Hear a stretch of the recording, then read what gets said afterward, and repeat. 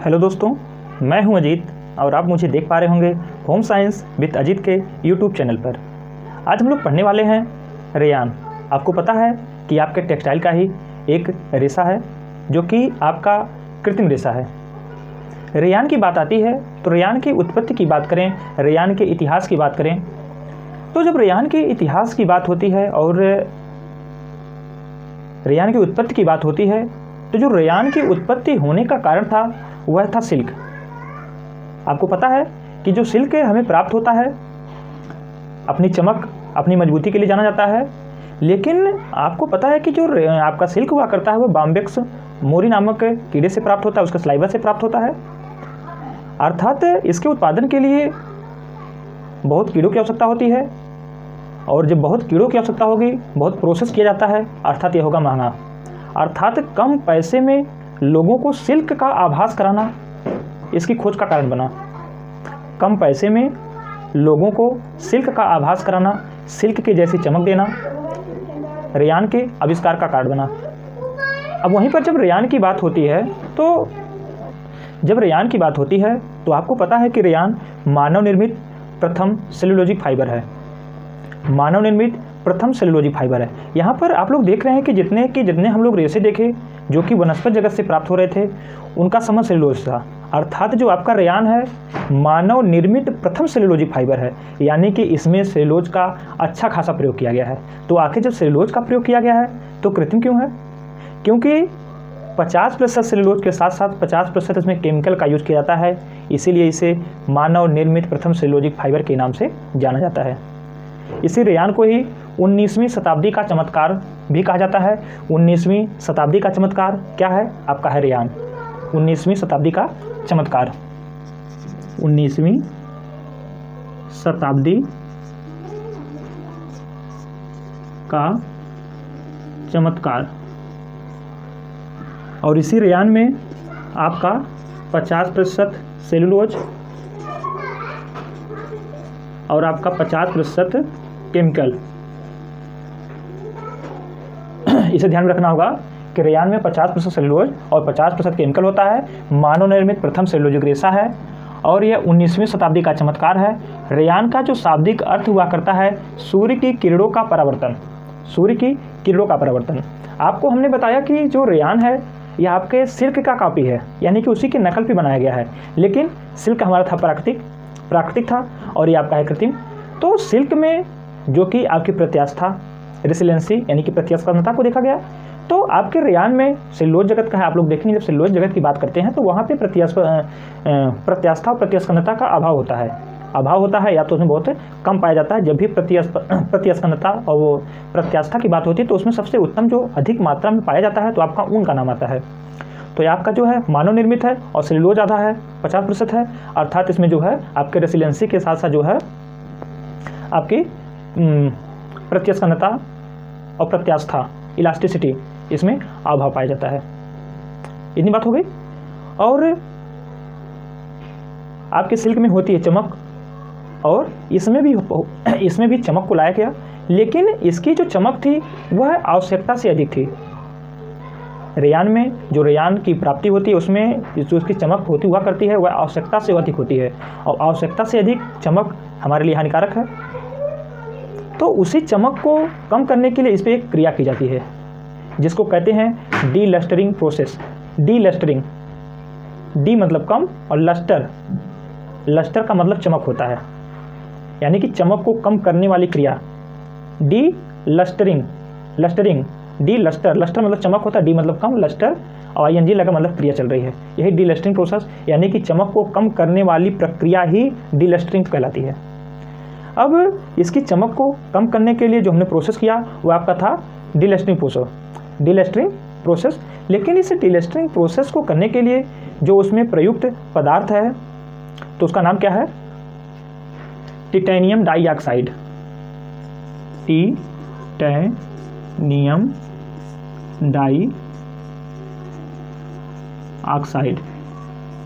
Titanium dioxide का प्रयोग किया जाता है किसके लिए?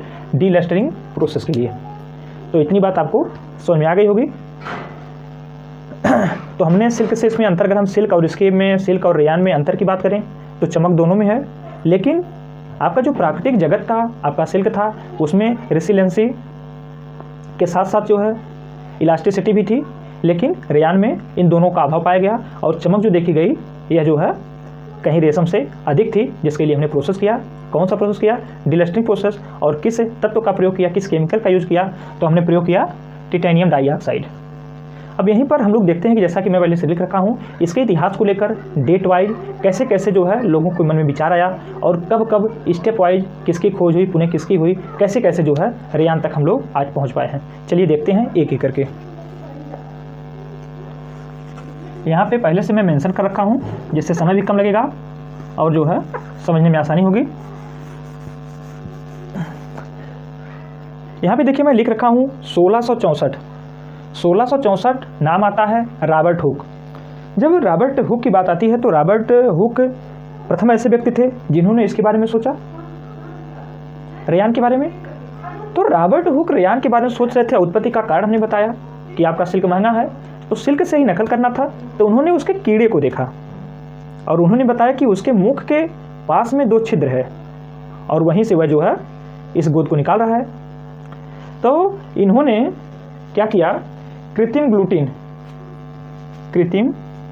इन्होंने कहा कि यदि जो है इसी के जो इसके मुख से निकलने वाला सलाइवा है, आपको पता है कि जो बाम्बेक्स मोरी नाम का कीड़ा होता है और जो हम लोग रेशा को प्राप्त करते हैं, और वह कुछ नहीं बल्कि सलाइवा यानी कि उस कीड़े की लार है जो कि वायुमंडल में आकर के सूखने से सिल्क का निर्माण हो रहा है।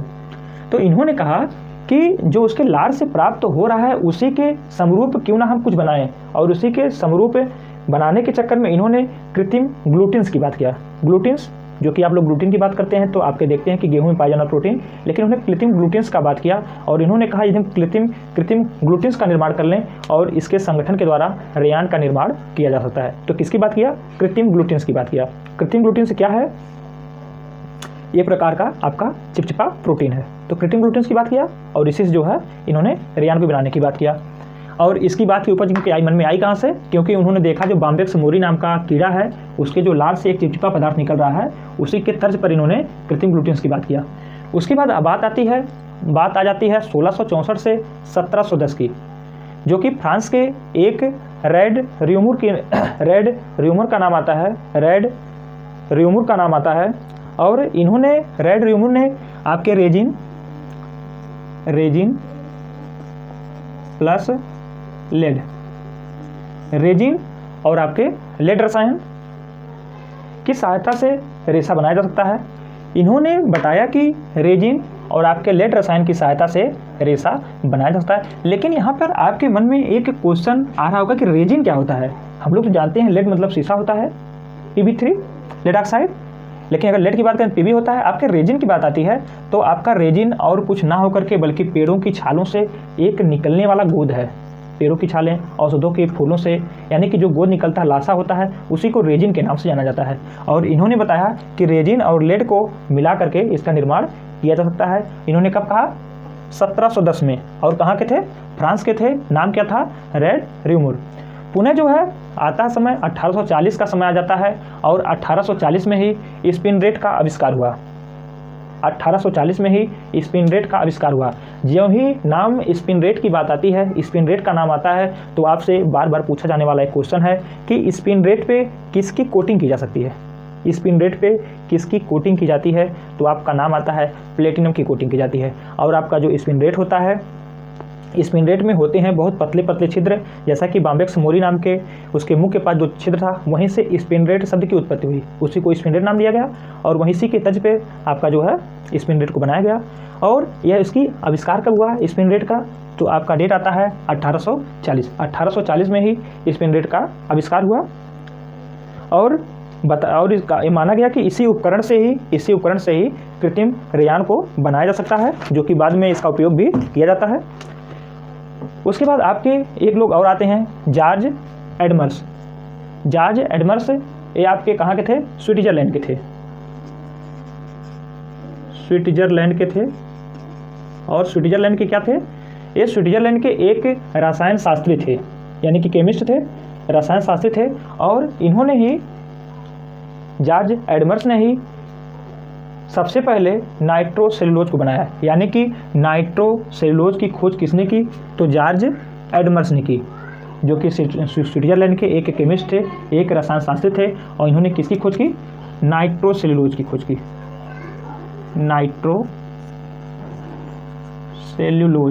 नाइट्रोसेलुलोज की खोज किया।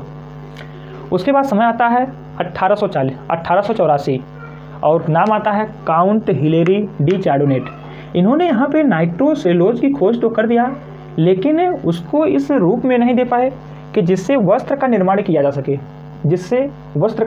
सके, और यहाँ पे काउंट हिलेरी डी चार्डोनेट ने इसको नाइट्रोसेलुलोज का निर्माण कुछ इस प्रकार से किया कि उससे आपके वस्त्र के फाइबर का निर्माण किया जा सके, और इसी के कारण ही काउंट हिलेरी डी चार्डोनेट को फादर ऑफ रेयान के नाम से जाना जाता है। फादर ऑफ रेयान के नाम से जाना जाता है। और आपसे बार बार क्वेश्चन पूछता है काउंट हिलेरी डी चार्डोनेट से कि रेयान के पिता कौन है? तो काउंट हिलेरी डी चार्डोनेट। और इन्होंने इसकी खोज कब की? तो डेट आती है 1884। काउंट हिलेरी डी चार्डोनेट जो कि फादर ऑफ रेयान है, और उन्होंने किया क्या था? जो कि यहाँ पे आपके जॉर्ज एडमर्स हैं, जो कि नाइट्रोसेलुलोज की खोज की थी। बस इसी नाइट्रोसेलुलोज के इन्होंने जो खोज किया उसको जो है कपड़े के फाइबर बनाने लायक इसको बना दिया, यानी कि काम तो इसी पे किया, बस इसको इस कंडीशन के लायक बना दिया जिससे कि आपके कपड़े के फाइबर का निर्माण, यानी कि रेशा, कपड़े का रेशा बनाया जा सके नाइट्रोसेलुलोज से। इतना ही काम किया, और इसी के कारण ही क्योंकि नाइट्रोसेलुलोज को फाइबर के रूप में, कपड़े के रेशे के रूप में परिवर्तित करने का काम किया, इसी कारण ही इन्हें जो है फादर ऑफ रेयान के नाम से जाना जाता है। उसके बाद आता है, डेट आती है आपकी 1890। आपका नाम आता है एल.एच. देस पिजिस। यह डेट कौन सी है? 1890। 1890 में इन्होंने ही कुप्रोमोनियम विधि का विकास किया। कुप्रोमोनियम विधि का आविष्कार किया।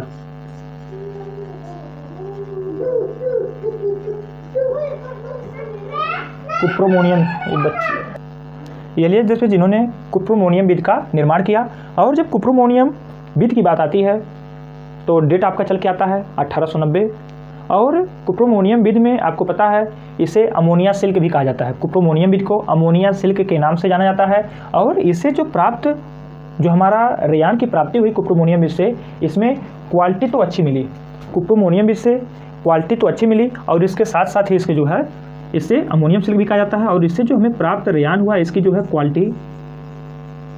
क्वालिटी भी अच्छी मिली, और इसके साथ साथ इसकी प्राइस भी उच्च हो गई, यानी कि क्वालिटी के साथ साथ प्राइस भी अच्छी हो गई। और इसका आविष्कार कब हुआ? 1890 में एल.एच. देस पिजिस के। और इसका नाम क्या था? कुप्रोमोनियम विधि का आविष्कार हुआ, यानी कि कुप्रोमोनियम विधि से रेयान का निर्माण होना प्रारंभ हुआ। और इसमें आपको पता है कि प्रयोग होता है अमोनियम ऑक्साइड, अमोनिया का ही होता है, और इसी कारण ही इसे जो है अमोनिया सिल्क के नाम से जाना गया। अमोनिया सिल्क के नाम से जाना गया। अमोनिया सिल्क से नाम से जानने का कारण क्या था? क्योंकि इसमें अमोनिया का यूज होता था। इसके बाद डेट आती है आपकी 1892। नाम आता है मीडल एंड बेवन क्रॉस। और इन्होंने विस्कस विधि का आविष्कार किया। रेयान निर्माण की विस्कस विधि का आविष्कार हुआ। कब हुआ? 1892 में हुआ विस्कस विधि का आविष्कार हुआ। और किसने किया? Middle and Bevan cross. कब किया? 1892 में किया। यहाँ पर हम लोगों ने देखा जब कुप्रोमोनियम विधि, जिससे कि अमोनिया सिल्क के नाम से जाना गया, यहाँ पर देखा कि क्वालिटी भी उच्च थी और उसके प्राइस भी उच्च थे।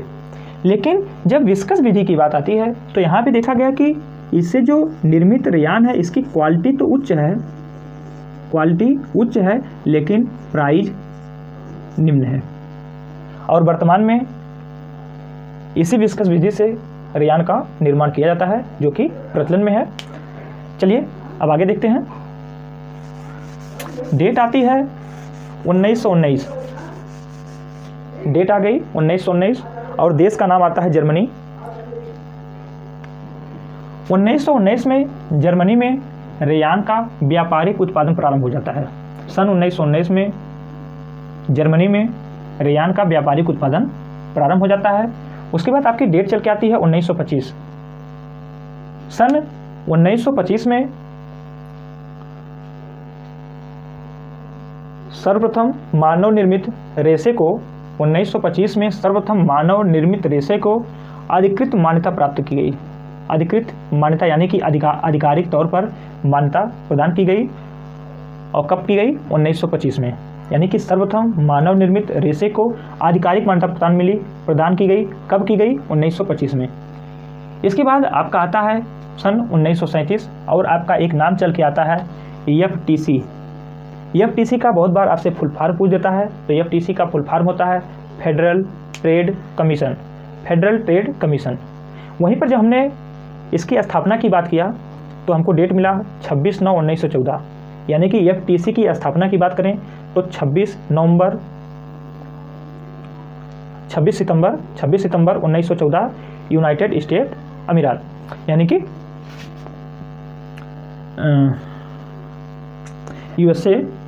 यूएसए हमें यूएई बोल दिया, अमीरात बोल दिया, यूएई बोल दिया, यूएसए में। और इसकी स्थापना कब होती है? 26 सितंबर 1914 में। लेकिन यहाँ पर जब बात आती है 1937 की तो FTC का नाम आता है फेडरल ट्रेड कमीशन।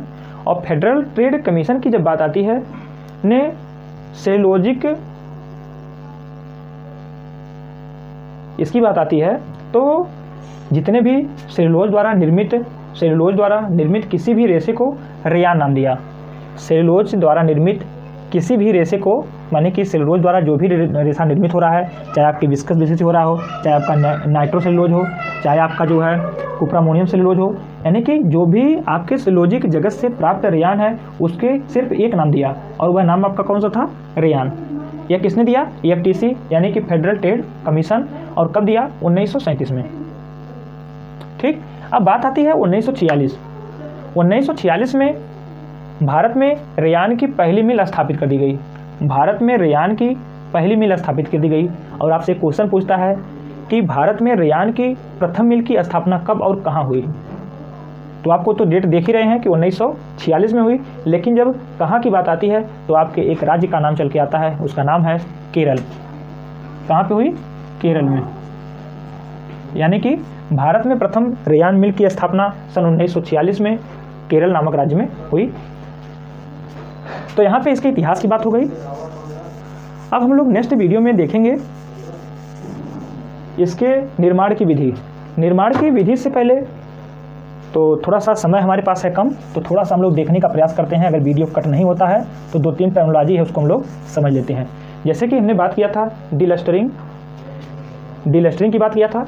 तो आपने बताया था डीलस्टरिंग, लस्टर माने चमक, डी माने कम। डीलस्टरिंग प्रोसेस यानी कि चमक को कम करने की विधि, जिसमें हमने देखा कि टिटेनियम ऑक्साइड का प्रयोग किया जाता है। उसके बाद जो हमारी दूसरी शब्दावली है स्पाइनिंग का तात्पर्य होता है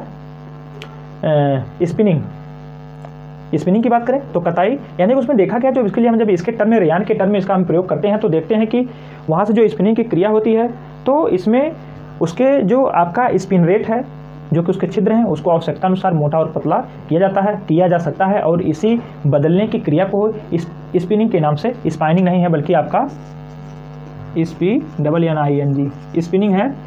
यानी कि स्पिनिंग में क्या होता था कि आवश्यकता के अनुसार जो हमें प्राप्त रेयान है जो कि स्पिन रेट से निकल रहा है, आवश्यकता के अनुसार से मोटा पतला चौड़ा किया जा सकता है। उसके बाद आपका आता है मोनोफिलामेंट और मल्टीफिलामेंट।